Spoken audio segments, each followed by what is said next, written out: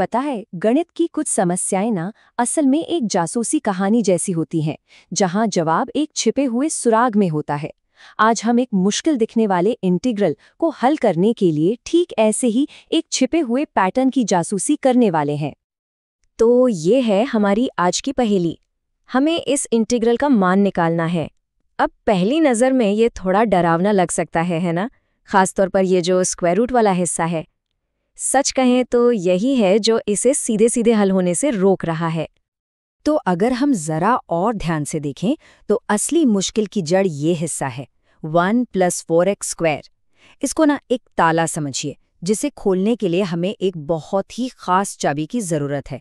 हमारा सारा ध्यान बस इसी पर होना चाहिए। और अब आता है कहानी में असली मोड़।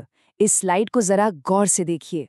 बाईं तरफ है हमारी समस्या का ढांचा, जिसे हम 1 + 2x² लिख सकते हैं, और दाईं तरफ एक जाना पहचाना ट्रिग्नोमेट्रिक पैटर्न 1 + tan²θ। कुछ समानता दिखी? अरे यही तो है हमारा पहला और सबसे बड़ा सुराग। देखिए, ये समानता कोई इत्तेफाक नहीं है। ये गणित के एक बहुत ही पावरफुल नियम पर आधारित है, जिसे हम कहते हैं पाइथागोरियन आइडेंटिटी। ये नियम बस इतना कहता है कि 1 + tan² हमेशा sec² के बराबर होता है।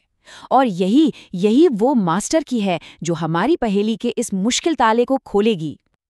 तो हमारा एक्शन प्लान क्या है? बहुत सिंपल, बस 3 स्टेप्स। Step 1 substitution. हम मान लेंगे कि 2x tan² के बराबर है। Step 2 derivative. इससे हमें dx की वैल्यू मिल जाएगी, जो है ½ sec² dθ।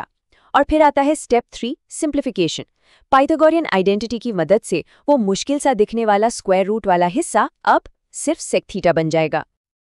अच्छा, तो इन स्टेप्स को लागू करने के बाद हमारी पहेली ने एक तरह से भेस बदल लिया है।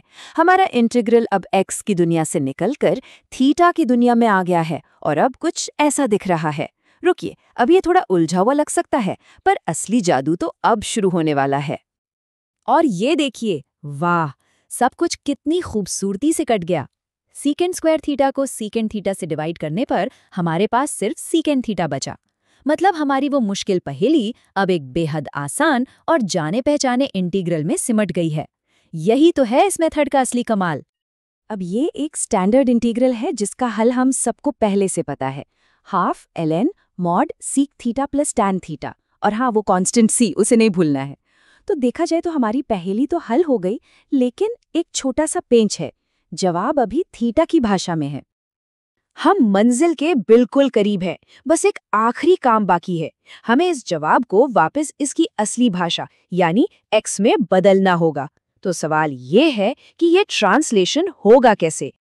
चलिए अपने नोट्स पर वापस चलते हैं। याद है, हमने माना था कि tan θ = 2x है, और हमारी पाइथागोरियन आइडेंटिटी ने हमें बताया था कि sec² असल में √1 + 4x² के बराबर है। बस ट्रांसलेशन के लिए हमें इन्हीं 2 चीज़ों की तो ज़रूरत थी। तो sec² और tan² की वैल्यूज़ को जब हम अपने जवाब में वापस रखते हैं तो पर्दा उठता है फाइनल जवाब से।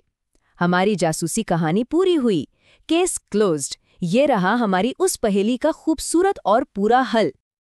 अरे हाँ, एक और मज़ेदार बात, इस जवाब को लिखने का एक और छोटा और शानदार तरीका भी है, इन्वर्स हाइपरबोलिक साइन का इस्तेमाल करके। ये बस ये दिखाता है कि गणित की दुनिया में अलग अलग रास्ते कैसे अक्सर एक ही मंजिल पर आकर मिल जाते हैं। तो आज की इस जासूसी से सबसे बड़ा सबक क्या मिला? यही कि अक्सर सबसे मुश्किल दिखने वाली समस्याओं के अंदर ही सबसे आसान पैटर्न छिपा होता है। और ये हमें सोचने पर मजबूर करता है कि गणित या शायद जिंदगी में ऐसी और कितनी पहेलियां हैं जो बस अपने अंदर छिपे एक सरल से पैटर्न के खोजे जाने का इंतजार कर रही हैं।